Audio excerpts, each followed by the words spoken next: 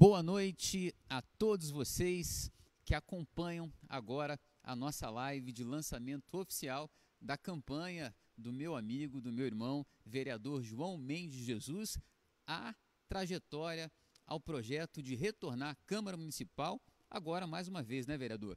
Então, eu quero dar mais uma vez boa noite a todos vocês que estão acompanhando essa transmissão e já começar a te incentivar a compartilhar com os teus amigos. A gente vive um momento extremamente diferente em que as rodas de conversa já não são mais feitas como eram antes, então a gente troca as nossas experiências, a gente troca as nossas informações através das ferramentas virtuais. Então eu quero te incentivar a compartilhar esse link. Então pega agora o link dessa transmissão, joga nas tuas redes sociais, compartilha aí nos teus grupos de WhatsApp, compartilha nas tuas listas com os teus amigos, compartilha com o maior número de pessoas. Pega também o link aí do Facebook, vai compartilhando com os teus amigos.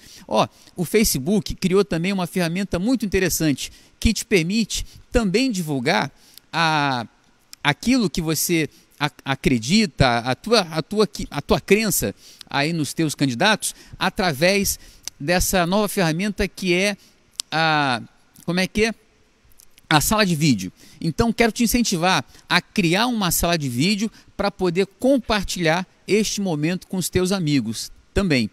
Essa live também está sendo transmitida pelo YouTube, canal oficial Bispo João Mendes de Jesus. Então, você tem diversos canais em que você pode compartilhar. Quem não assiste pelo Facebook pode acompanhar pelo Instagram, quem não assiste pelo Instagram pode acompanhar pelo YouTube. Mas o interessante é você poder entender, identificar e saber por que você deve escolher João Mendes de Jesus para teu candidato a vereador. Muitas pessoas, vereador, conhecem o senhor pela vida ministerial, pastoral que o senhor tem. As pessoas conhecem o bispo João Mendes de Jesus, outras conhecem o vereador João Mendes de Jesus. Tem umas que conhecem o bispo e o vereador, mas poucas pessoas conhecem a história do João Mendes de Jesus. E eu queria que o senhor compartilhasse com as pessoas que estão assistindo a gente agora, quem é o João Mendes de Jesus? De onde vem o senhor? Muito bem. Boa noite a todos e a todas que nos acompanham nessa live. Quero agradecer mais uma vez a todos vocês que têm nos incentivado a continuar nessa missão, e eu quero incentivar você também a fazer aquilo que o doutor Alessandro já falou. Compartilhe com seus amigos, com seus vizinhos, compartilhe com toda a sua rede, abra suas salas, porque nós queremos chegar ao máximo de pessoas para que possa conhecer esse simples cidadão, né, baiano, que veio novo para o Rio de Janeiro, mas que tem um amor pela essa cidade muito grande, uma gratidão muito grande pela cidade.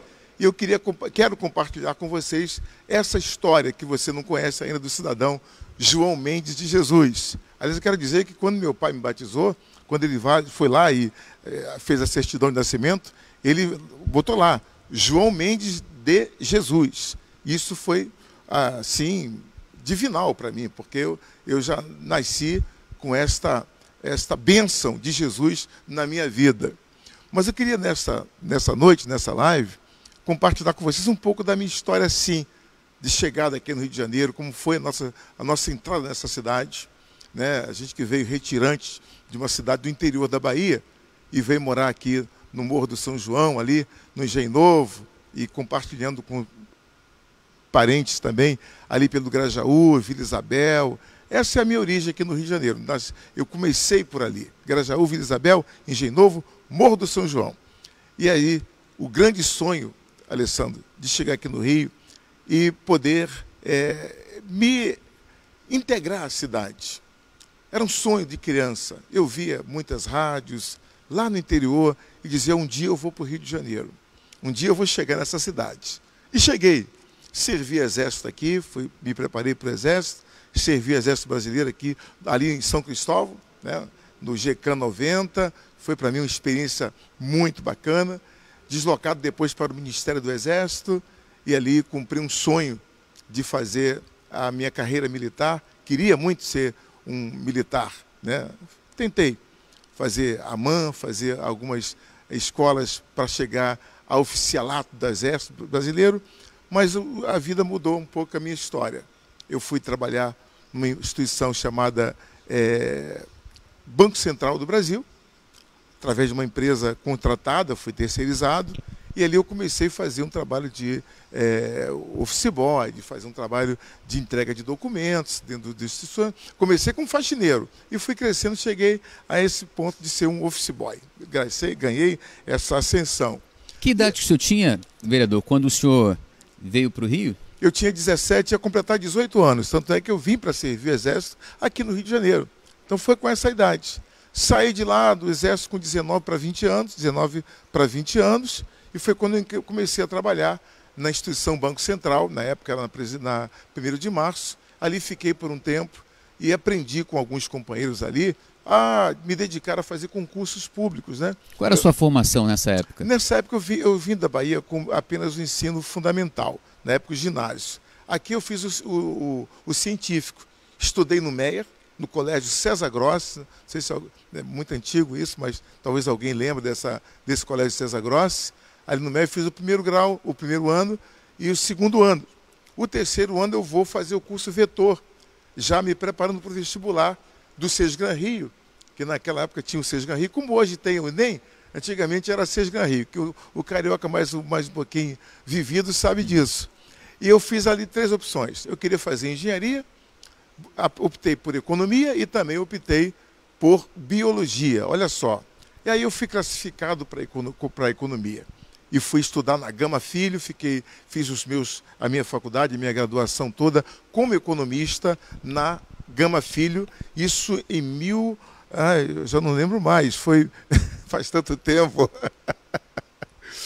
Me formei em 80, gente. Então foi em 76, por aí, que eu entrei para a faculdade. Fiz 4 anos, eu não perdi, não repeti, completei o tempo certinho e concluí graduado em economia e fiz alguns concursos. Fiz para o Banco do Brasil, fiz concurso para a Caixa Econômica, eu fiz concurso para o Banco Central, aí para ser o técnico básico, eu fiz concurso para o BNDES, eu fiz vários concursos, queria estudar, queria desenvolver a minha vida, e até que eu passei por um concurso muito bom que foi para auxiliar de fazenda da Secretaria Estadual de Fazenda do Rio de Janeiro, do Estado de Janeiro.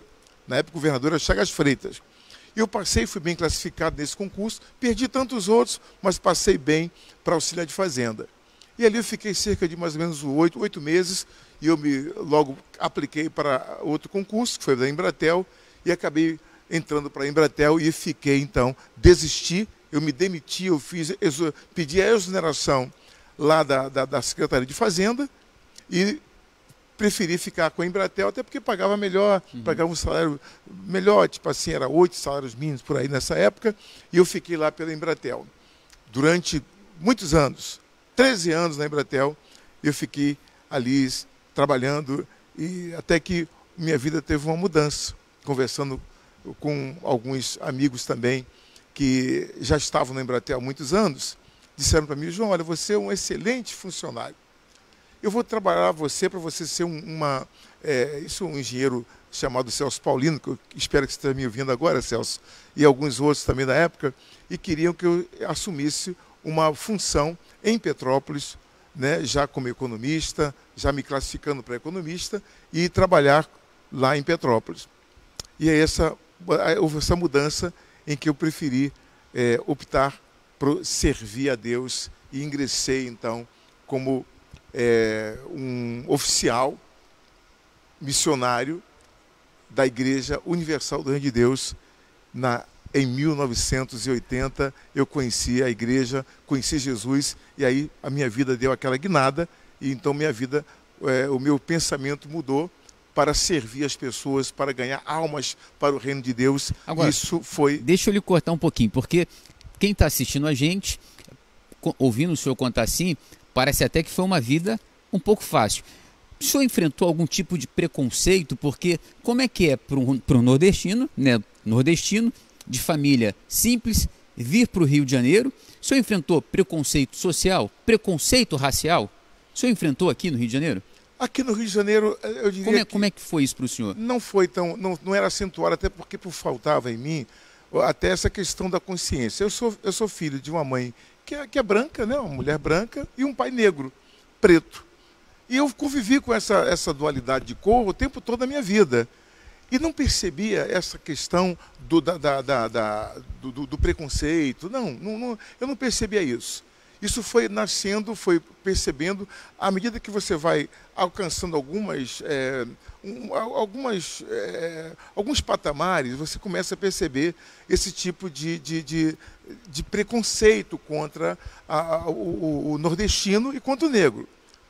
Mas eu decidi, desde cedo, Alessandro, não me atentar para esse tipo de coisa. Eu entendi que há o preconceito, entendo que havia, mas eu tinha tem foco na minha vida, e quando a gente é focado para construir, para desenvolver, para fazer, sabe, fazer as coisas acontecerem pelo seu trabalho, pela sua luta, você acaba ficando isento de certas situações, mas consciente de que existe esse preconceito até hoje no Brasil e no Rio de Janeiro. Porque são essas experiências que acabam formando o homem público. E, desculpa, o senhor parou na parte em que o senhor estava ali dizendo em que o senhor largou toda essa sua história para poder se entregar a uma fé.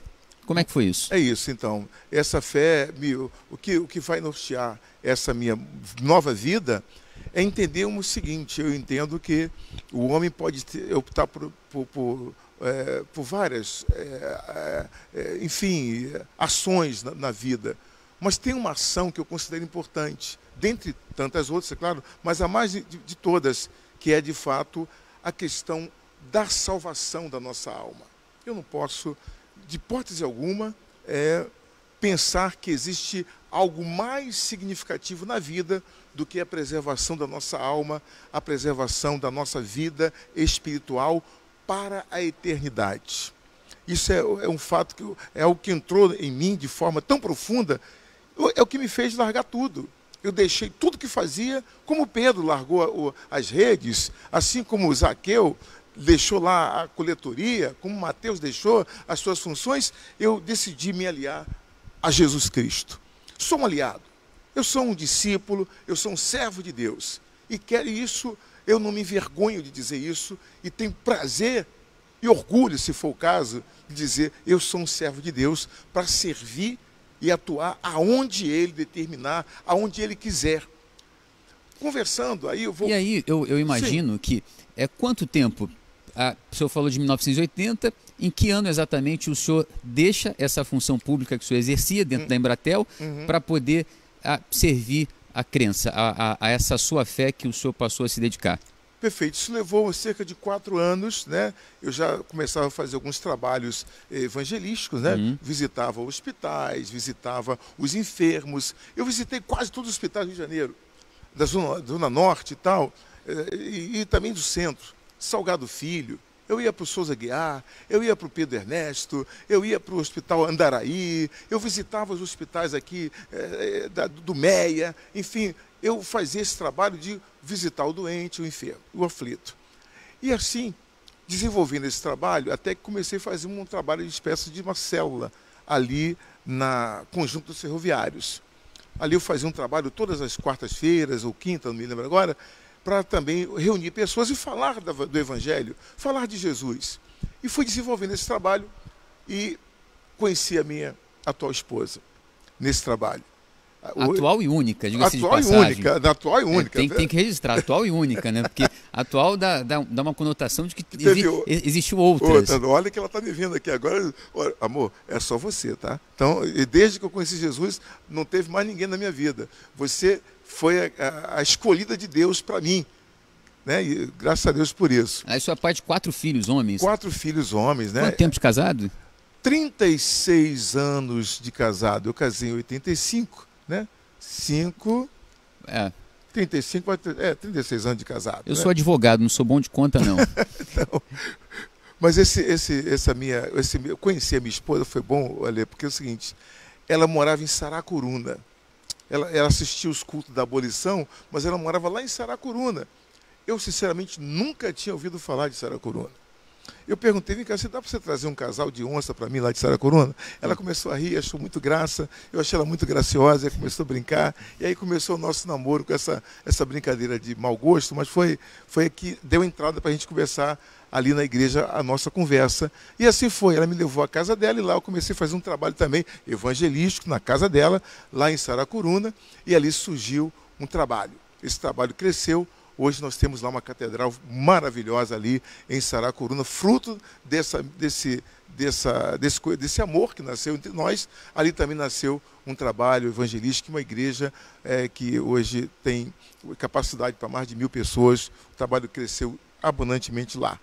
Foi assim que se deu a minha entrada. Vereador e candidato a vereador, uma pergunta. Então, eu acho que essa sua experiência dentro da organização religiosa, exercendo a sua fé, te coloca muito próximo à realidade das pessoas. E é muito comum a gente perceber as instituições religiosas promovendo trabalhos sociais e se envolvendo diretamente com a sociedade. Então, em que momento o senhor entende que essa vocação pastoral precisa ir para a vida pública, voltar novamente, já que o senhor tinha sido servidor público, aí o senhor sai da Embratel para ser um missionário e daqui a pouco o senhor entende que tem que voltar para o serviço público para poder continuar ajudando pessoas. Como é que se dá isso, essa transição? Então, alguns pares, alguns companheiros meus conversavam muito sobre essa questão, né, de a gente poder ampliar o nosso trabalho evangelístico, mas de uma forma bastante, assim, intersetorializada, digamos assim, onde eu pudesse ampliar, não somente aliar a pregação do evangelho, a palavra de Deus, mas também levar o social para as pessoas. Esse social já se dá... Você acha que há muita injustiça social? Com certeza, há muita iniquidade social, muita desigualdade social, e isso causado por várias situações que a gente tem que combater. E eu considero que uma das desigualdades, a razão da desigualdade social chama-se corrupção. Conversando muitas vezes com os meus companheiros, meus amigos, então surgiu a ideia de a gente poder representar, né, não somente a população do Rio de Janeiro, mas também como servo de Deus, como um evangelista, um missionário, está lá na política para representar essa classe, suas convicções. Essas convicções que vinham crescendo. Essa minha convicção, isso nasce desde cedo, isso vem crescendo. Tanto é, que eu vou contar aqui para vocês, em 1980, exatamente 80, 81, 82, por aí, eu me filiei a um partido político, né? O partido PDT foi o partido pelo qual eu voltei a procurá-lo. Quando surgiu a ideia, eu voltei ao PDT e disse, olha, eu tenho uma filiação. Isso já foi em 2001, Alessandro. Eu voltei à sede do PDT lá na 7 de setembro e disse, olha, eu desejaria concorrer às eleições aqui pelo partido. E perguntaram, você é pastor? Eu falei, mas eu sou filiado ao PDT. E foram procurar a minha ficha e estava lá, já com 20 anos de filiação ao PDT. Dali foi aquela conquista, aquela conversa com o Lupe e na época até com o Brizola, que era vivo, e eles me aceitaram ali no partido, eu concorri. Aí foi quando eu decidi, então, pelo meu grupo, nós nos concorremos a deputado federal e fizemos uma eleição maravilhosa. Foi em 2002, a gente é eleito para deputado federal, em 2002, com 60 mil votos, né? Foi assim, uma votação extraordinária. Lembra que foram eleitos naquela ocasião? Primeira eleição, primeira 60 eleição, mil votos? Eleito com 120 mil votos, Miro Teixeira, que foi meu companheiro lá em Brasília. Em segundo lugar veio a mim, eu fui 60 mil votos. Depois veio o Roberto Jefferson, né? O meu companheiro deputado federal lá em Brasília também, e mais a deputada Elane lá de São Gonçalo. Foram quatro deputados federais e ali permanecemos assim. Até que por mais uma convicção também, Alessandro, a gente vai para Brasília, embora tenha feito um trabalho maravilhoso lá, eu tenho um ponto que eu quero salientar aqui em Brasília, nós fizemos lá uma alteração, um movimento naquela ocasião, com meus companheiros também, lá em Brasília, de alterar o Código Civil brasileiro. Porque havia sido aprovado o Código Civil, onde incluía as igrejas como sendo associações, apenas associações. Isso traía um transtorno Quando muito o senhor grande. fala igreja, o senhor fala dos templos religiosos de uma forma geral. Olha, Alessandro, eu acho sim, agora você me pegou. Eu falo dos templos em geral, do modo geral, mas como eu estava focado mais nas igrejas, eu entendi que aquilo ali era uma afronta a todas as igrejas, de modo geral, inclusive a Igreja Católica.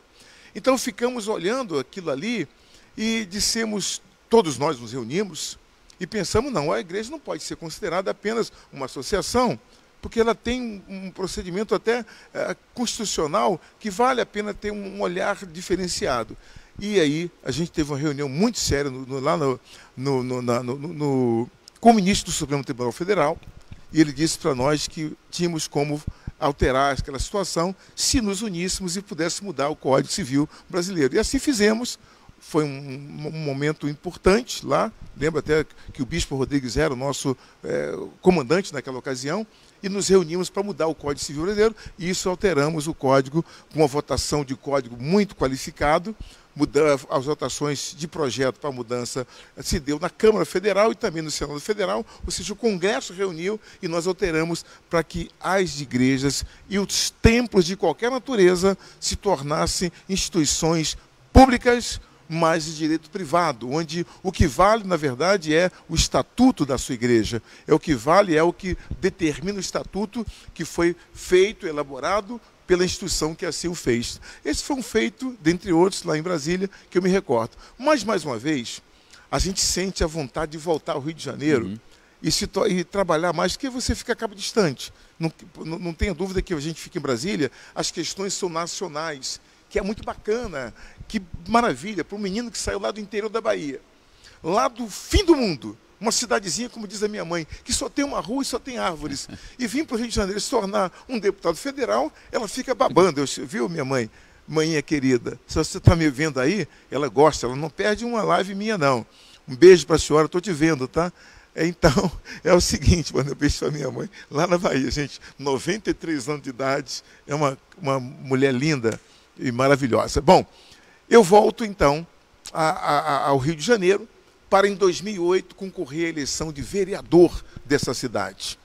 E a gente vai começar do nada. Deixa eu só fazer uma pergunta para o senhor. Sim. Até porque, no momento que a gente está vivendo aí um período eleitoral, as pessoas começam a debater problemas. Né? Então, natural, isso é a natureza do processo eleitoral, as pessoas discutem os problemas da cidade. Então, quando o senhor decide deixar Brasília para poder ser candidato a vereador em 2008. 2008. Como é que era a cidade naquele tempo? A gente vivia o tempo das maravilhas? Não era de hipótese alguma. O senhor deixou de ser deputado porque a cidade vivia o paraíso? Não, nada. Ou a gente tinha problemas aqui? Muitos problemas, inclusive de saúde naquela época, foi um horror. Tivemos uma situação muito delicada nesse período e tínhamos uma situação aqui no Rio de Janeiro muito constrangedora que vivíamos. Isso me chamou muita atenção, já que uma das nossas bandeiras de projeto é a educação sempre.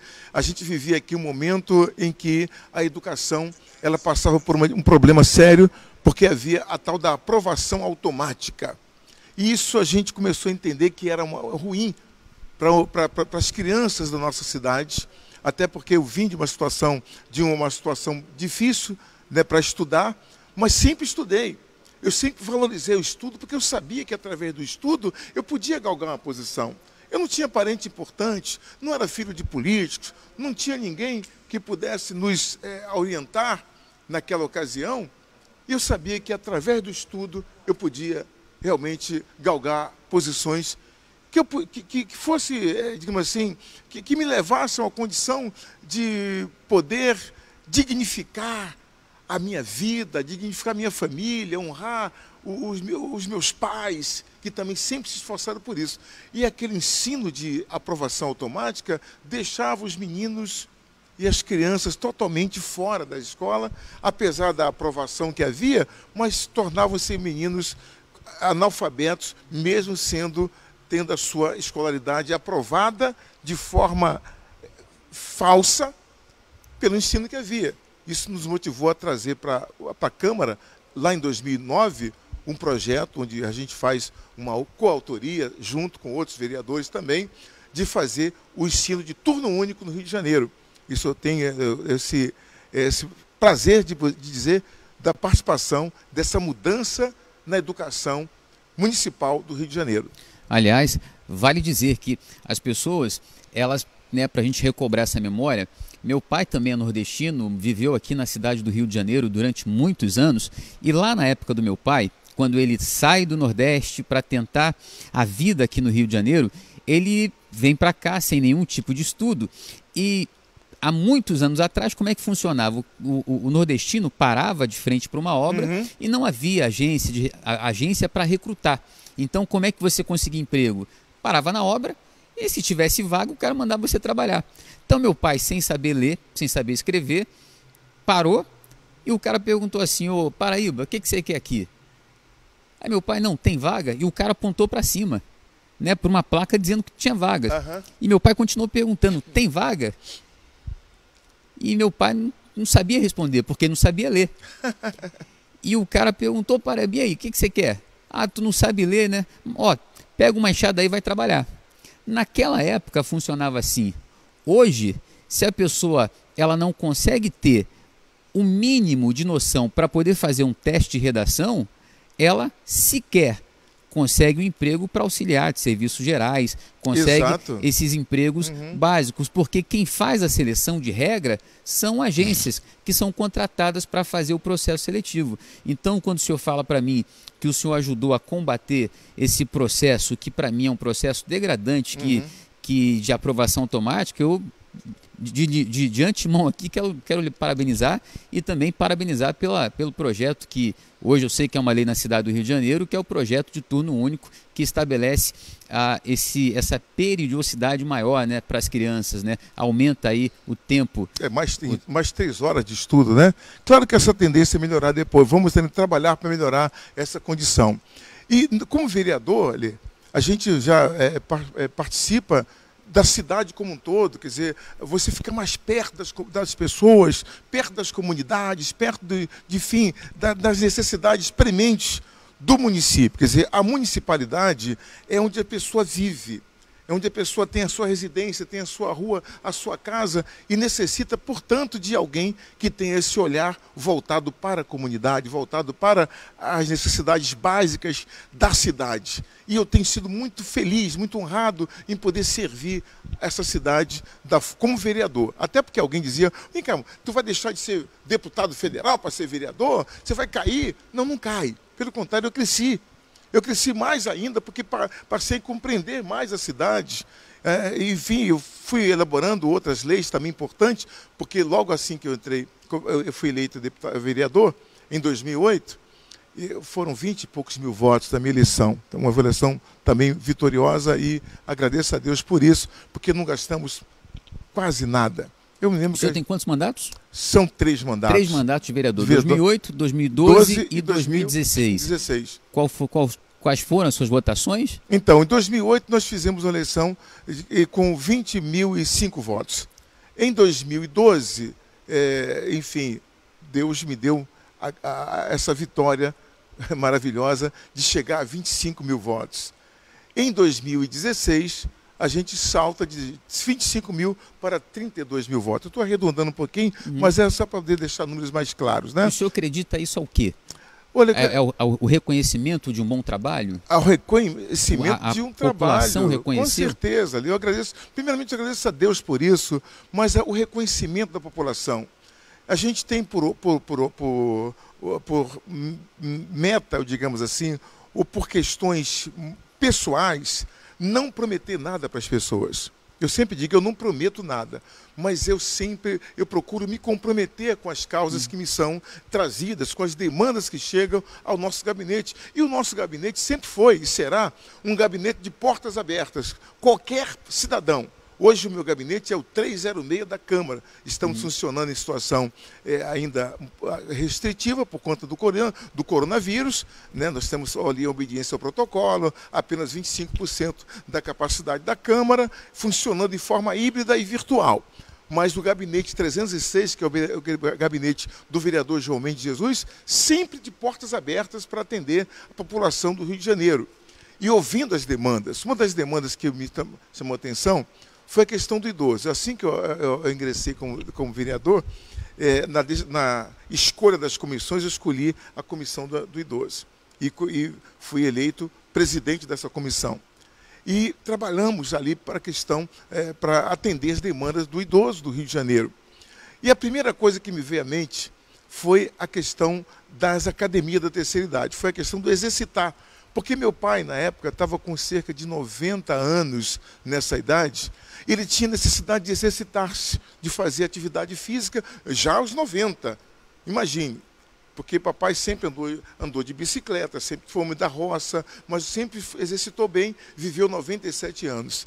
E eu percebi que aquilo ali, a atividade física para o idoso, após os 60 anos, ou até um pouco antes, é importante para manter a musculação ativa, né? A mente arejada, a questão também do metabolismo. E ali começamos a pesquisar e a gente descobriu que podia fazer um projeto para trazer as academias da cidade, que eu vi lá na China. É engraçado, nada se cria, tudo se copia. A gente viu na China isso. Então trouxemos para o Brasil, fizemos uma lei, academias da terceira idade e academias carioca de saúde. Aquelas academias que você vê em toda a clínica da família, é uma lei de autoria desse vereador que aqui está. As academias da terceira idade, que você vê nas praças, ali, aqui, acolá, também de autoria desse parlamentar. E eu fui mais. Eu busquei um projeto importante para a categoria e para os idosos, e para a Secretaria de Idosos, na época, Secretaria de Qualidade de Vida, de nós aprovarmos um fundo municipal para o idoso, que não havia essa aprovação. Nós aprovamos um fundo com paridade, com todo direitinho, tudo organizado. O senhor foi presidente da comissão do idoso por 12 anos. Na Câmara Municipal. Na Câmara, o tempo todo, presidente. Criei a lei da vacina do idoso em casa, fiz a lei da vacina do idoso em casa. Vale dizer, em tempo de coronavírus, em que a sociedade vive a expectativa da vacina, então está todo mundo ansioso para a gente aí, né? E certamente, em breve tempo, a gente vai ter essa boa notícia de que a vacina vai estar liberada aí para todos os brasileiros. Então, quero mais uma vez lhe parabenizar, porque o senhor certamente, essa sua lei que o senhor fez ali atrás, né? Lá atrás, há quantos anos atrás? Olha, foi 2010 ali. Então, por aí. Uma lei de 10 anos atrás, ela certamente hoje vai beneficiar milhares de idosos que certamente não poderão ir até uma clínica da família ou até uma unidade de saúde para poder receber uma dose de vacina. Então, essa sua lei vai permitir que um idoso em dificuldade de locomoção, que não possa ir até essa unidade de saúde, seja vacinado em casa e assim ser imunizado contra o coronavírus, e aí está preservando aí quantas centenas de milhares de vidas, né? Perfeito. Parabéns, e aí fala em vacina ainda, mês passado, meio do mês passado, nós aprovamos uma outra lei, que é a vacina contra o vírus HPV. Aquele vírus que realmente atua nos jovens, né? Que leva a produzir o câncer, né? O câncer de útero, o câncer mesmo nos órgãos genitais dos meninos também. É uma lei que obriga a Prefeitura Municipal, através da Secretaria de Saúde e da Educação, vacinar todas as crianças, todos os meninos do ensino fundamental nas escolas. É uma lei que está aprovada, sancionada pelo prefeito Marcelo Crivella, que eu quero agradecer por entender esse projeto, né, a importância e a relevância dele. Obrigado, Crivella, por isso. Está aprovado, então é direito dos jovens, né, da escola pública também ter vacina do vírus HPV. Vereador, deixa eu lhe cortar mais uma vez. Quero pedir novamente a vocês que estão acompanhando aqui, essa live, na verdade, é uma roda de conversa virtual, né, por conta aí das restrições impostas pelo momento em que a gente vive, a pandemia do coronavírus. Então, existem algumas regras do TSE, do TRE, que diz que a gente não pode promover atos políticos que promovam aglomeração de pessoas. Então, respeitando aí todas as regras eleitorais, perfeito, a gente está levando essa troca de ideias, a gente está promovendo essa roda de conversa virtual com o vereador João Mendes de Jesus. Então, aproveita e vai compartilhando aí novamente. Pega esse link, compartilha com os teus grupos aí dentro do WhatsApp. Acabaram de dar informação para a gente de que não está sendo transmitido pelo YouTube, só pelo Facebook. Então, depois eu não sei se vai ser possível eles retransmitirem pelo YouTube, mas ainda assim, né, se você tem um amigo que estava na expectativa de assistir pelo YouTube, convida ele para assistir aqui pelo Facebook. E depois tu manda lá o link para ele. Vereador, o senhor está aqui, a gente está completando 4 anos de gestão do prefeito Marcelo Crivella. E eu queria que o senhor falasse um pouquinho quais foram os desafios que o senhor tem acompanhado. O senhor foi secretário de governo junto com o prefeito Marcelo Crivella. Quais são os desafios que a gestão do prefeito encontrou e como vocês têm superado e como é que vocês estão vendo o futuro aí? E daqui a pouco a gente vai para um ping-pong. Opa! Vamos lá. Isso é bom, isso é bom. Como é que o senhor avalia essa gestão? Eu avalio... Novamente, o senhor escolheu o Crivella para prefeito em 2016 e o senhor novamente está escolhendo Crivella para prefeito. Por que Crivella prefeito? Por que Crivella prefeito? Porque nós conhecemos de perto a realidade do Rio de Janeiro. Eu sou vereador dessa cidade já no 3º mandato. Acompanhei gestões do prefeito anterior completamente, muito bem de perto, vi toda a sua luta, todo o seu trabalho realizado naquela ocasião, né? E hoje tenho completando 4 anos com Crivella. A forma de concepção, de entendimento de um governo que deseja realmente dar à cidade um caráter, digamos assim, como eu diria isso, um caráter de firmeza, de alicerce. Eu acho que o Rio de Janeiro precisa, de fato, voltar a buscar as suas raízes primordiais, que é, sobretudo, sabe, o desejo de servir a população, de servir de forma intrínseca, de forma dura, ou seja, de uma forma abnegada. Acompanhando a gestão do prefeito Crivella, eu estive como secretário de Assistência Social e Direitos Humanos, fiquei lá por 2 anos, eu tive conhecimento da situação econômica da cidade. Eu quero dizer isso para você. Eu cheguei na Prefeitura do Rio de Janeiro, cheguei como vereador em 2008 e em 2015 a Prefeitura do Rio, ela chegou a fazer uma arrecadação, ela chegou a ter no seu orçamento, né, 30 bilhões. Esse era o orçamento em 2015, ainda com a gestão do prefeito anterior.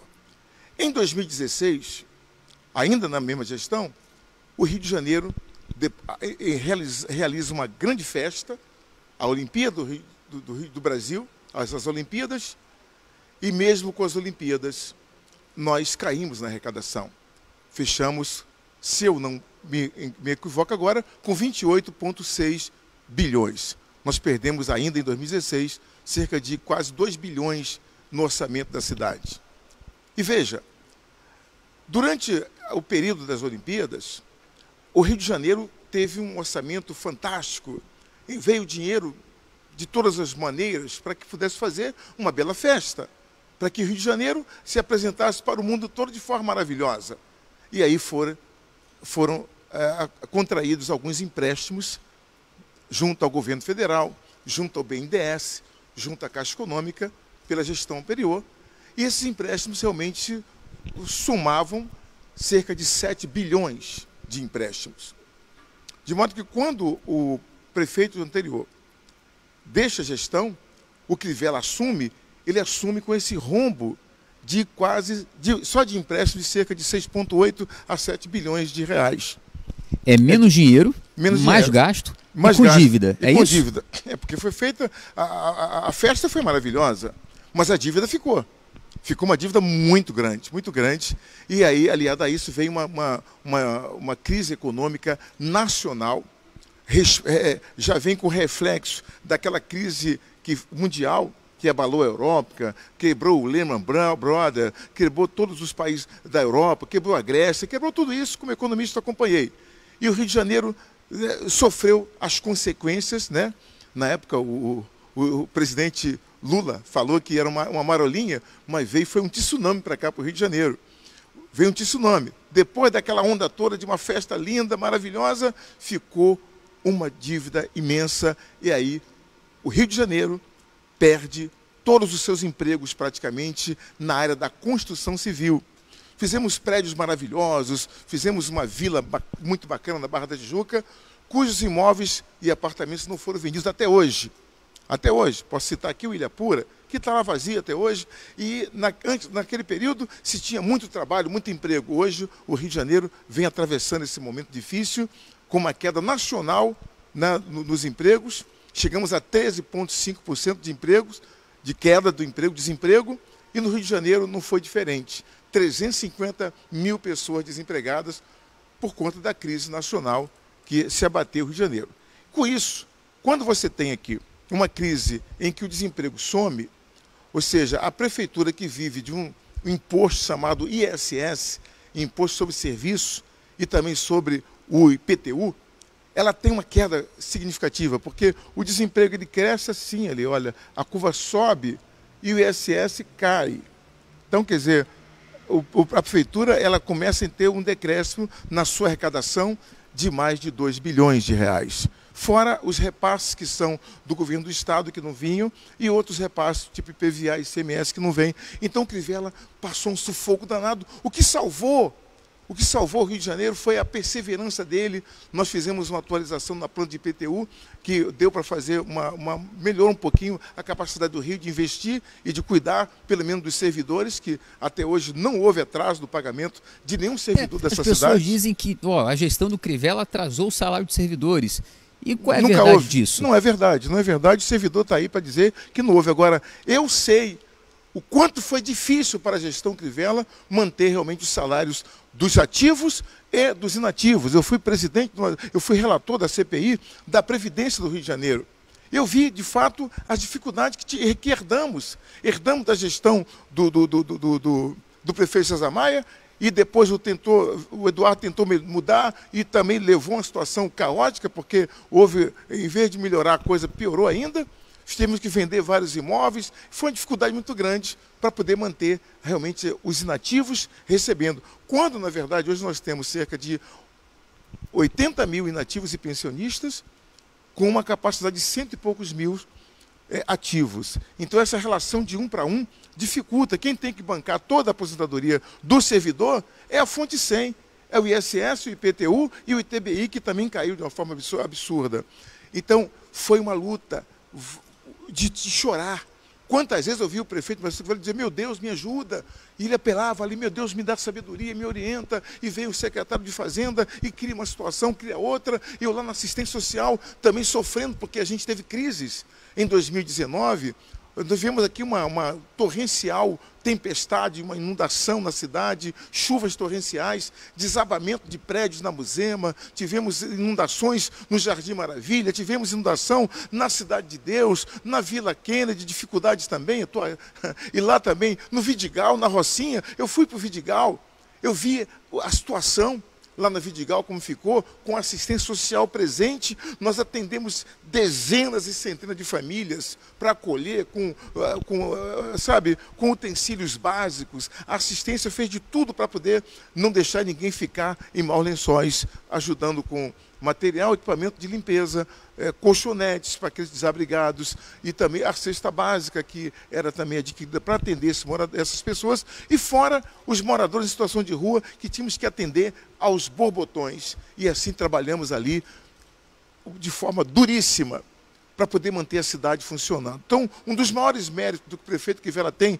a razão pela qual eu acho que ele deve voltar a continuar cuidando da cidade, é exatamente não ter deixado o Rio, e isso graças ao meu bom Deus, não ter deixado o Rio quebrar. Nenhum servidor teve salários atrasados. Graças a Deus por isso, e queremos então, Crivella, que você continue. Eu sei quanto é duro, quanto é caro para você, quanto é caro para nós servidores que trabalhamos pelo Rio de Janeiro, a luta que é acordar às 5 da manhã e dormir todo dia à meia-noite. Não é fácil, mas é prazeroso, porque isso é cuidar das pessoas. Muita gente não entende isso, mas eu estou aqui abrindo meu coração e falando a verdade para você. Eu fui secretário do Crivella. E quem me acompanhou, eu quero mandar aqui um abraço para todos os meus companheiros da secretaria, as coordenadoras de CREs, né, enfim, de CRAS, né, você que coordenou, juntamente comigo. Quero mandar um abraço para a Cristiane Alves, que é uma criatura que eu amo, e pela sua competência e do carinho que você tem, o Cris, pela toda a equipe, da básica, da especial. Se eu for citar nomes aqui, eu posso me enrolar, mas todos que trabalham conosco ali naquela secretaria, uma saudade imensa que eu tenho de vocês também, das coordenações das CAIs, né? Todos vocês, as assistentes sociais, os educadores sociais, né? Enfim, os cadastradores sociais. Você que trabalha na secretaria, você é muito importante para a cidade. A assistência, ela é muito transversal. Fizemos um trabalho, Alessandro, na secretaria, eu quero dizer para a população isso, que foi maravilhoso. Nós criamos o Rio Mais Cidadão. Rio Mais Cidadão foi um trabalho que nós atendemos o Chapadão e a Pedreira, cadastrando pessoas, ressignificando vidas, cadastrando no cadastro único, levando o benefício de proteção continuada, que é o BPC, recadastrando cada família, levando para as pessoas o cadastramento único. Opa, a garganta secou aqui, se tiver por aqui uma aguinha, secou a garganta. Cadastrando todo mundo e assim atendemos 21 mil famílias, envolvendo ali Chapadão, e isso na Pedreira, gestão Marcelo Crivella, que não havia na gestão anterior. Aqui saudar e dizer para Crivella, muito obrigado por ter nos apoiado ali naquele trabalho. Atendemos ali o Complexo do Lins todo, atendemos o Alemão todo o morro, todo o Complexo do Alemão, trabalhamos ali na Maré, Vila do João, atendemos também a Vila Kennedy, Cidade de Deus, enfim, um trabalho gigantesco que deu um resultado fantástico e quem trabalhou sabe disso. As psicólogas, as pedagogas e pedagogos, psicólogos, os assistentes sociais, os técnicos, todos foram abençoados naquele momento. Que Deus possa nos abençoar mais uma vez nessa construção desse trabalho que estamos realizando para a glória e louvor do nosso Deus que nos colocou nessa missão, a qual temos muita honra de fazer. Vereador, falar um pouquinho de saúde. A pandemia, ela desnudou ainda mais, isso pelo Brasil inteiro, os problemas de saúde. Uhum. E as pessoas criticam muito a gestão do prefeito Marcelo Crivella, dizendo o seguinte: olha, o prefeito, problemas na saúde. Eu queria perguntar para o senhor que é um cidadão do Rio de Janeiro, que veio para cá, e eu digo cidadão porque o senhor já recebeu o título de cidadão dessa cidade. É verdade, eu sou carioca, então, hein? O senhor é um cidadão da cidade do Rio de Janeiro, morador dessa cidade de muitos anos, vereador de 3 mandatos, conhece os problemas anteriores. Eu digo o seguinte, a pergunta que eu queria fazer para o senhor: pelo Brasil inteiro, a gente percebeu que os governos, eles se enrolaram com essa questão do enfrentamento da pandemia, no combate da pandemia. A maior parte dos governos se enrolaram na questão dos hospitais aí de campanha, na montagem. Aqui no Rio sequer chegou a ficar pronto, né? Aqui no Rio a gente ainda teve o problema no estado do Rio de Janeiro, que sequer ficou pronto os hospitais do estado. Mas a gente tem um hospital aqui na cidade que o prefeito montou em menos de um mês. Exatamente. E com todos os equipamentos prontos. Como é que funciona? E foi reformando o Parque Tecnológico da Saúde ao redor. Como é que foi isso? Como é que o senhor vivenciou essa experiência aí ao lado do prefeito? Olha, Lê, é uma coisa que a população tem que entender uma coisa. O carinho que o prefeito Crivella tem por essa cidade e pela saúde, não deixando em momento algum a saúde ficar desamparada. Você tem tomógrafo de última geração. Exato. Mas eu me reporto ao seguinte: nós herdamos aqui um compromisso muito grande com a saúde do Rio de Janeiro. Recebemos 2 hospitais que eram do estado e que veio para o Rio de Janeiro na época do prefeito anterior. Isso gerou uma despesa grande em tempo de pandemia. Eu vou voltar na pandemia, mas em tempo de dificuldade econômica foi difícil manter esses hospitais funcionando com dignidade para as pessoas. E para piorar a situação, veio a pandemia. E o prefeito Marcelo Crivella, que sempre esteve antenado, junto com a secretária a doutora Beatriz, ali, os demais secretários que passaram por lá, para atender a saúde, prioridade número 1. Se não pôde atender com o desejo que a população gostaria, mas não faltou trabalho, não faltou empenho, não faltou, de fato, desejo de fazer o melhor. Falo com o coração e com a alma. Teve mutirão de cataratas, mutirão de cirurgias, de joelho, teve uma série de coisas, né? Os números são fantásticos, nunca atingidos antes. Mesmo em tempo de grandes economias, em tempo de fortunas, não foi atingido o que o prefeito Crivella conseguiu conquistar. 400 mil cirurgias, um volume grande, cataratas aos borbotões. Eu não sei hoje o volume de catarata operada, mas já tem mais de, sei lá, 30 mil pessoas que foram operadas de catarata. Chegou uma aguinha aqui. E muita gente que foi atendida na saúde com hérnias que foram operadas. Mutirão de saúde o prefeito realizou. E agora, para sacramentar, e por isso que eu tenho certeza que o Crivella vai continuar sendo prefeito do Rio, por quê? Na pandemia, antes de acontecer a tal pandemia, o que aconteceu? O prefeito foi até a China e contratou ali e comprou a preços normais, sem pandemia. Diga-se de passagem que ele foi muito criticado por ter ido à China.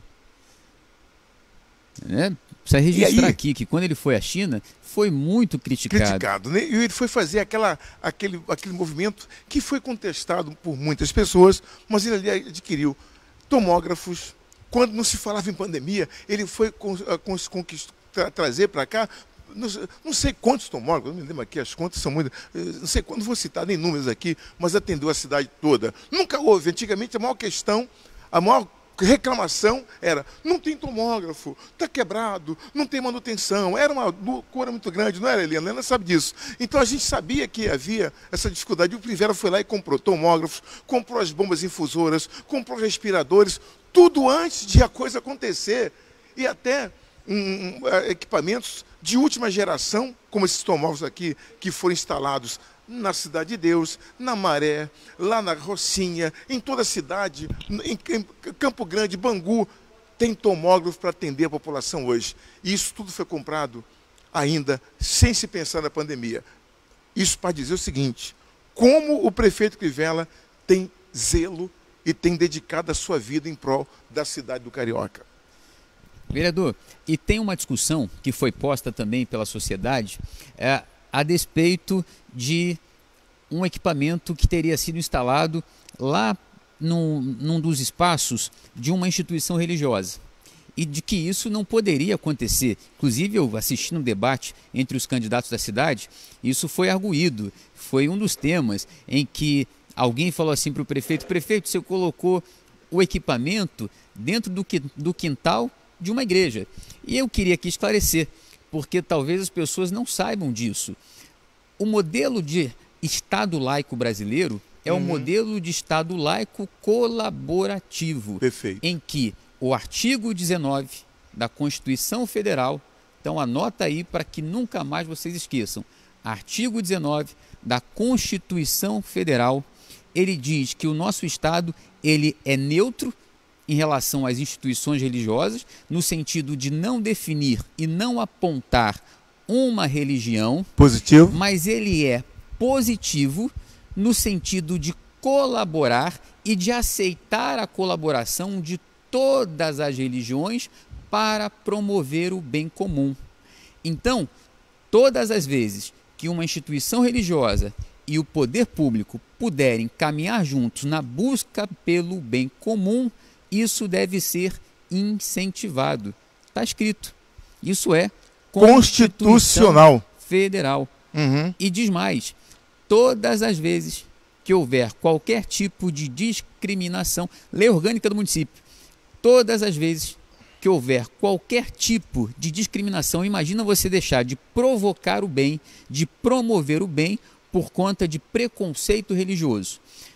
Todas as vezes que a gente deixar de praticar alguma coisa por conta de preconceito religioso, diz a nossa lei orgânica que é dever do município promover sanção administrativa para aqueles que estão cometendo atos de intolerância, de discriminatórios em função da questão religiosa. Isso é interessante. Muito interessante.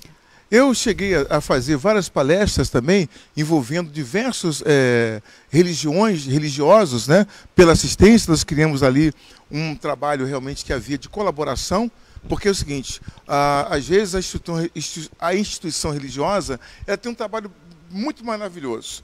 Ela tem um trabalho bacana, ela cuida do morador de situação de rua, mas ela faz até um certo tempo, porque ela não consegue abrigar esse morador em situação de rua no seu templo ou nas suas casas pastorais. Não.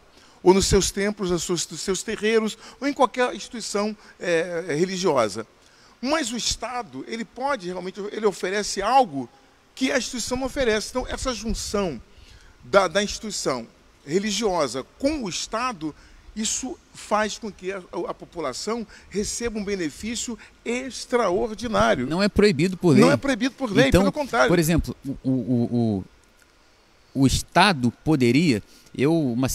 Uma vez eu li uma reportagem falando sobre a questão de uma instituição religiosa promover uma ação social dentro de uma escola da rede pública. Sim. Então, como se isso fosse alguma coisa proibido. Na verdade, não é. A lei não proíbe isso. Uhum. A lei incentiva. Se uma instituição tem condições, uma organização religiosa, ela quer promover algum tipo de ação social, quer promover o bem comum, em algum momento ela pode dar as mãos ao Estado, a lei incentiva e não proíbe. Novamente, Constituição, artigo 19. É isso que a gente precisa entender. Vereador, mudando um pouquinho de assunto, e a gente já está esgotando o nosso tempo. Perfeito. Novamente, vamos tratar aqui de um tema interessante que é a educação. O senhor falou aqui de que o senhor ajudou a combater a questão do ensino da aprovação automática, é um dos coautores na cidade do Rio de Janeiro da lei que estabelece o turno único, mas aqui, gestão Marcelo Crivella, como é que foi aí? Eu fiquei sabendo que o prefeito, ele ampliou, inclusive agora o funcionamento, apesar de nós estarmos na pandemia, então as escolas não estão funcionando por conta da pandemia, mas antes havia aí um projeto, um planejamento do prefeito de ampliar, né, o funcionamento das escolas para o sábado, dando refeição, dando ali uma aula de reforço, inclusive modernizando a roupinha. Como é que ficou essa história? Ficou maravilhoso. Porque, parece que tem tênis. É uma maravilha. Como é que foi esse projeto do prefeito Marcelo Crivella? O conjunto de atenção à criança, ao ensino fundamental, pelo prefeito Crivella, é algo assim inédito, embora não foi divulgado. Mas eu quero saudar aqui a professora Thalma Suane, que é secretária de Educação, pelo empenho, junto ao prefeito Marcelo Crivella, de fazer toda a programação, protocolos e projetos, mesmo na pandemia, para que as escolas ficassem abertas aos sábados, para atender exatamente aquela criança hipossuficiente, aquela criança que, quero dizer, até salientar, que a maioria, eu diria uma grande maioria, das crianças da rede pública são usuárias do sistema o sistema social, do Bolsa Família, são usuárias do cadastro único, são pessoas que vivem numa situação de pobreza muito grande. E por isso o prefeito quis, então, dar essa condição de abrir as escolas para atender a criança, mesmo nesse tempo de pandemia. Os uniformes, que foram realmente todos reformulados, as escolas receberam, em sua maioria, ar-condicionado. Na sua grande maioria, eu não posso aqui afirmar se já chegamos aos 100%, mas a maioria das escolas municipais estão hoje com ar-condicionado, foram todas cuidadas com o maior carinho.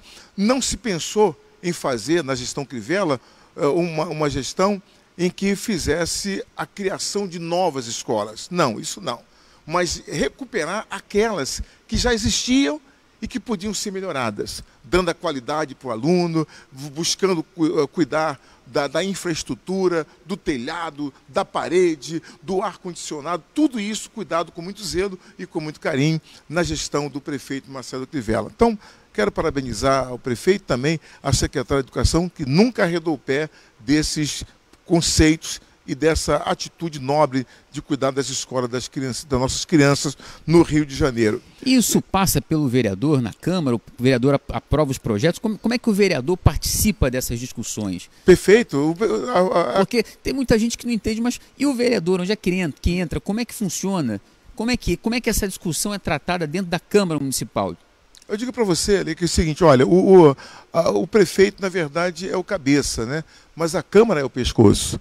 Então, um não pode se mover, um não vai se o outro não for. Então, tudo que o prefeito, Marcelo Crivella, realiza na cidade, tem que ter o apoio dos vereadores, a discussão, o aprove da Vocês Câmara discutem Municipal, o orçamento? discutindo orçamento, discutindo toda a aplicação de recurso, nada passa sem o olhar da Câmara de Vereadores. E fiscalizam também as ações do prefeito. E fiscalizamos também as ações. Eu sou um fiscal do prefeito, Marcelo Crivella, sempre fui e sempre serei, fiscalizando todas as suas ações e atitudes, orientando, falando coisas que ele precisa ouvir, que é importante a gente levar as demandas para o nosso prefeito também. Eu queria só deixar registrado também, ali, o seguinte, que nessa luta em favor das pessoas, a gente tem um projeto que eu não posso deixar de citar aqui, que eu amo, que foi a aprovação da lei de cotas para o concurso público na cidade do Rio de Janeiro. Eu sou autor dessa lei, que traz 20% de reserva em qualquer concurso da cidade para a população preta e para os indígenas, os índios, né? Quer dizer, nós incluímos índios, indígenas e também os pretos e pardos, aqueles que têm menos acesso, que tiveram dificuldades nas suas vidas, porque veio de uma situação muito difícil, de 400 anos de escravidão, que eu não vou entrar em detalhe. Então, essa lei de cota, eu tenho 1.000 vagas para um concurso de guarda municipal, digamos assim, 20% está reservada para a população negra, população preta. Eu tenho 100 vagas para médicos, 20% está reservado para médicos e médicas negras. Enfim, em todo concurso público da cidade, nós reservamos um pedaço para que a população, para que o preto, a população negra, dispute seu espaço entre ela, devido às várias deficiências e às vulnerabilidades que essa população passou. Esse olhar eu tenho, até porque sou homem negro, eu precisava fazer esse trabalho. Então, aprovei essa lei, que para mim é uma honra muito grande poder. Já temos mais de... Então, o senhor tocou aí em duas coisas importantes. O senhor falou em 2 projetos que geram emprego e renda, porque o primeiro projeto, a lei do turno único, porque quando a gente faz uma lei que permite a mãe deixar o seu filho na escola por mais tempo, você dá a ela condições de ir ao mercado de trabalho, então você está proporcionando a geração de renda para essa família. O senhor falou agora que o senhor propôs aqui na cidade essa questão da lei de cotas, então o senhor está... E foi aprovado. Garantindo, está combatendo o preconceito racial, né? E também está garantindo maior acessibilidade ao mercado de trabalho negro. Que é a dignidade, Alessandro. A dignidade. A gente fala, tudo bem, você precisa realmente... O que faz mudar a situação do homem é a escolaridade, é a educação. Sim. O senhor também é autor daquele projeto de lei, que hoje é lei na cidade, chamado de Boa Aparência, ficou conhecido aí como também Boa Aparência. Também a lei da Boa Aparência, que era um escárnio, um absurdo você pegar o jornal, abrir e está lá. Procura-se secretária de Boa Aparência. Aí a pessoa, envie para cá a sua foto. Isso gerava uma série de confusões, porque você preteria a qualidade, a formação técnica, educacional, e optava por questões de aparência, de beleza. Isso levava para outros caminhos.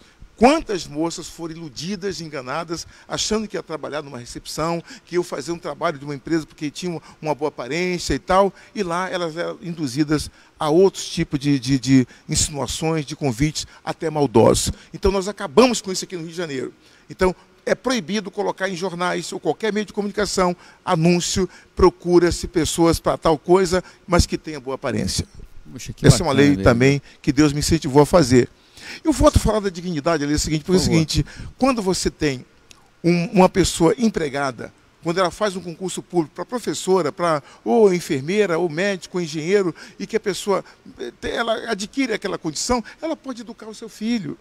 Então é assim que você diminui a desigualdade, é você dando condições da pessoa crescer na sua vida profissional. Então essa lei de cotas tira o negro, que na sua maioria são guardas, são seguranças, são pessoas que tiveram baixa escolaridade, porque vêm de uma situação difícil. Não dá para tapar os olhos. Vá num restaurante de classe média para alta, você não encontra o preto lá dentro. Quantas vezes eu estou lá no restaurante, eu estou sozinho. Eu falei, cadê os meus irmãos negros? Não estão por aqui, por quê? Porque não chegaram. Eu sei que eu lutei, foi uma luta, Deus me abençoou, eu cheguei a esse nível que estou hoje como um vereador da cidade de Janeiro.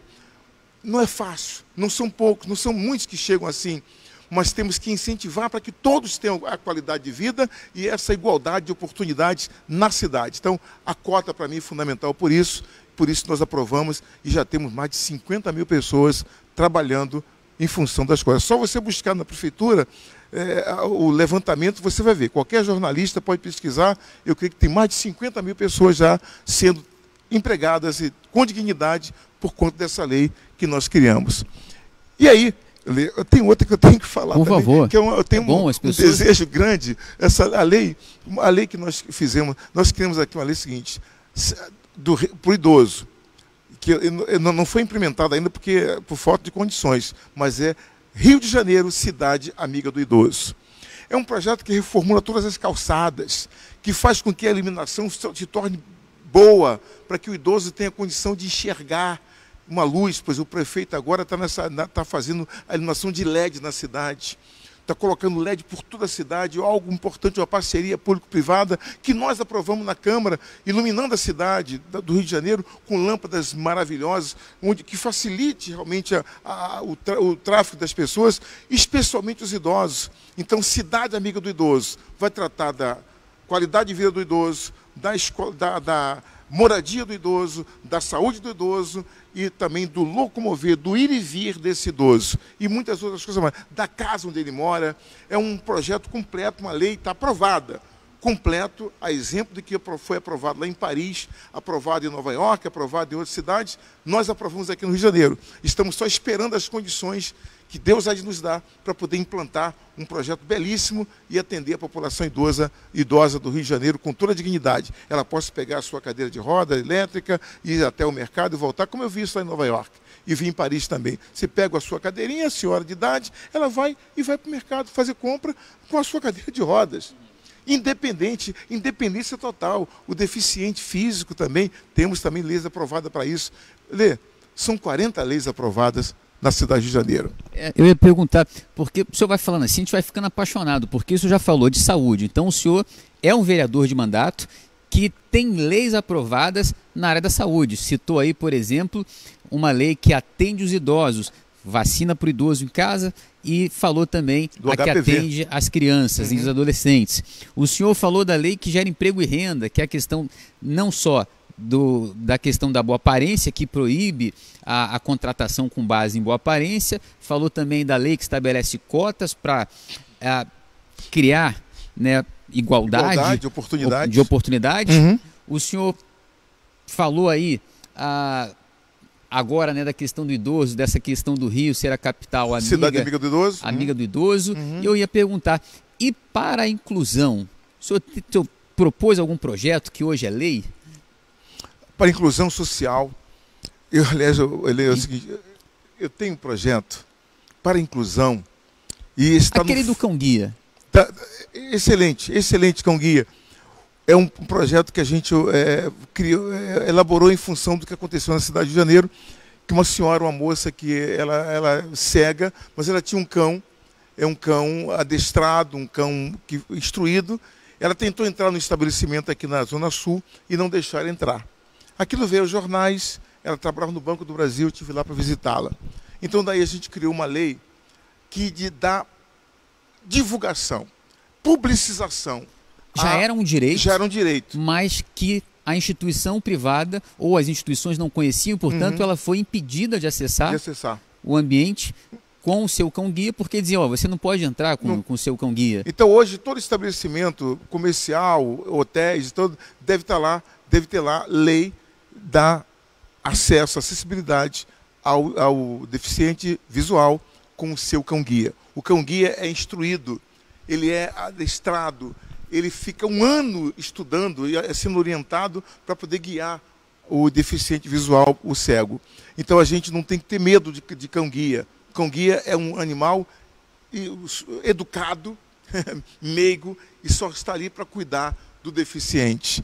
E por falar em deficiente, criamos a lei do Praia para Todos. Praia para Todos. O Praia para Todos, para poder permitir que o cidadão que está hoje, digamos assim, ele tem dificuldade, de deficiência, por uma paraplegia, ou enfim, ele perdeu movimentos, mas ele pode ir à praia. Nós temos uma lei que dá direito a esse cidadão ir até a praia, usar lá aquelas cadeiras anfíbias, aquelas cadeiras com aquela roda grandona, né? Bonitinho. Cadeiras anfíbias. Cadeiras anfíbias, com aquela esteira que leva até o mar, e a pessoa pode ali, sempre na Barra da Tijuca, no posto 3, tem essa atividade. Queria que fosse implantada pela Prefeitura em toda a orla do Rio de Janeiro, pelo menos do Leme até ao Pontal, ou até lá, Sepitiba, né? até Sepitiba. Criança e adolescente. Uma lei... O que o senhor já fez? Fizemos o seguinte, um cadastro para crianças e adolescentes desaparecidos. Então, toda criança que hoje é considerada desaparecida, nós temos uma lei que obriga a se cadastrar, e esse cadastro tem que ser exibido em redes... Está interligado, né? Interligado. Com todos os sistemas do Estado, da polícia, do Ministério Público. Na verdade, a sua lei, ele permitiu que esses sistemas se interligassem, foi isso? É exatamente isso. E aí facilita a identificação dessa criança, desse menino que foi. É como se fosse um cadastro único. Exato. Mas porque antigamente as informações ficavam espaçadas, né? Então, o Estado tinha uma informação, o município tinha outra, a polícia tinha uma informação e isso não se comunicava. Então, na verdade, o senhor cria um banco de cadastro único. Com uma FIA, que hoje é responsável por esse banco, ela tem realmente todas as informações para poder atender e para poder responder a essa mãe, a esse pai, essa família que tem um familiar que foi desaparecido. Eu quero dizer o seguinte, eu quero continuar esse mandato, se Deus permitir, e se vocês me derem essa oportunidade, de continuar trabalhando pelo Rio de Janeiro, de continuar realmente fazendo leis pela cidade, atendendo as pessoas, trabalhando dia e noite sem parar para poder corresponder às demandas. Quero pedir perdão a você que um dia me procurou e de repente você não foi atendido por mim, eu não sei, eu não me lembro de alguém que não tenha sido atendido, mas de repente você é uma dessas pessoas que um dia me procurou, mandou uma mensagem pelo Facebook, eu não vi, de fato são muitas mensagens, então eu quero aqui me colocar à disposição de todos os senhores e senhoras carioca, cidadão do Rio de Janeiro, de que este vereador e candidato a vereador, agora nas eleições do dia 15, estará sempre à sua disposição. Na última eleição, eu sempre digo para os meus amigos, olha, eu não tive ali 32 mil votos, não. Eu tenho 32 mil amigos, pessoas que têm o meu telefone, têm o meu contato, que se comunicam comigo, e é isso a minha proposta. Eu não prometo. Nunca prometi nada a ninguém. Não posso prometer. Não gosto de prometer. Até porque eu sou vítima de promessas. E eu não gosto que prometam para mim. Eu não prometo nada. Mas eu me comprometo a toda demanda que chega a mim. Eu me comprometo de buscar as soluções. Nem sempre vou conseguir tudo.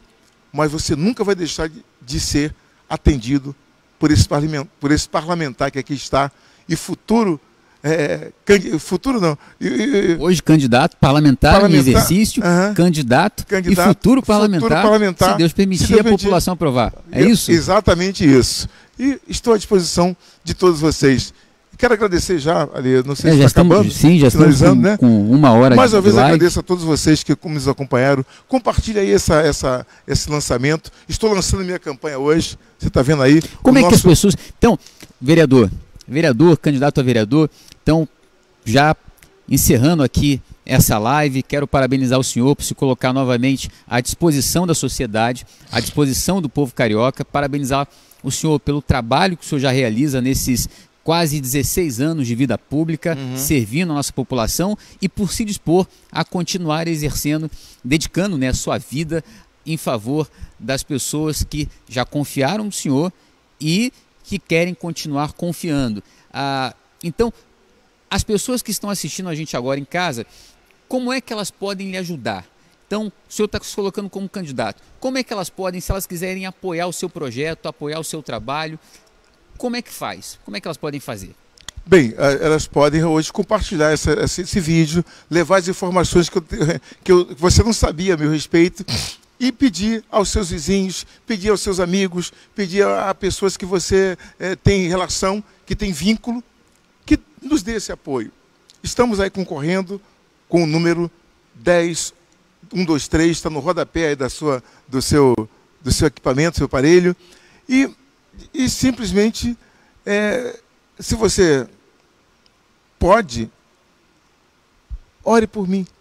Eu preciso das suas orações, preciso muito do seu carinho, e que você entenda uma coisa: todo aquele que quer servir, que aquele que quer ajudar os outros, sempre será muito combatido, sempre será muito, até mesmo caluniado.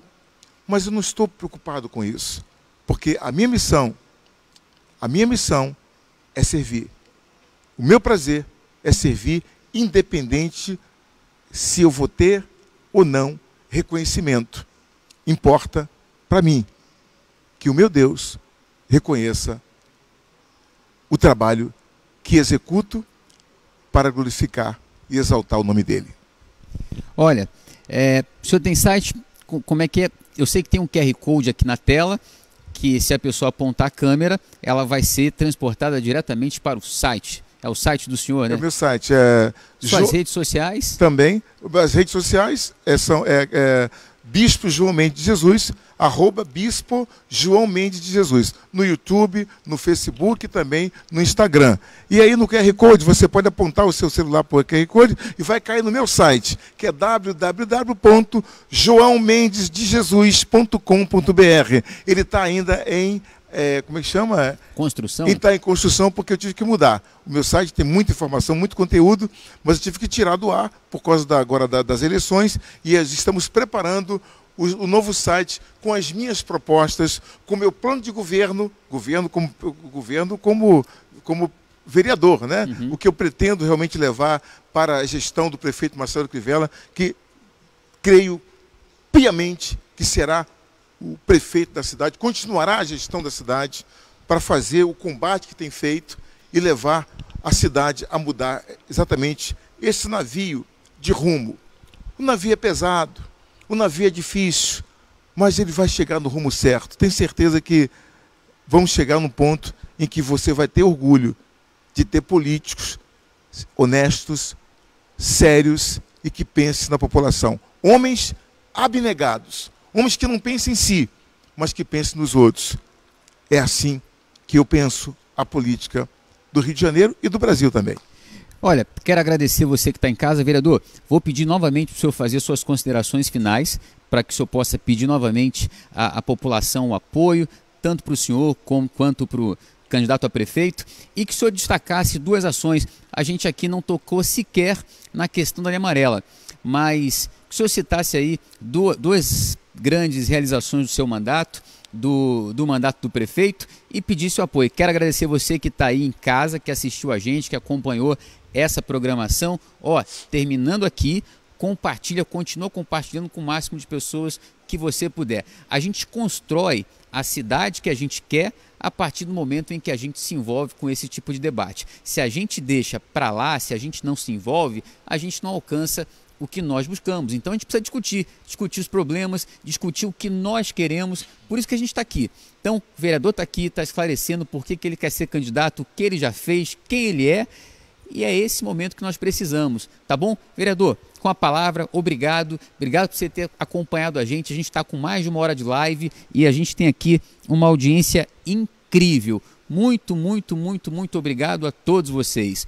Vereador, com a palavra, suas considerações finais. Vereador candidato. Candidato, muito obrigado. Eu quero agradecer a todos vocês que permaneceram conosco até este momento e quero destacar aqui 2 pontos fundamentais do nosso prefeito Crivella e que eu acompanhei de perto. Um deles foi exatamente o amor e a dedicação que ele tem pela saúde do Rio de Janeiro. Acreditem, a saúde do Rio de Janeiro está agora entrando na sua fase de muita qualidade para a população. Eu sei que muitos vão reclamar, alguns vão ficar chateados, mas isso está mudando. E a tendência é a gente ter uma saúde de mais qualidade para a população de Janeiro.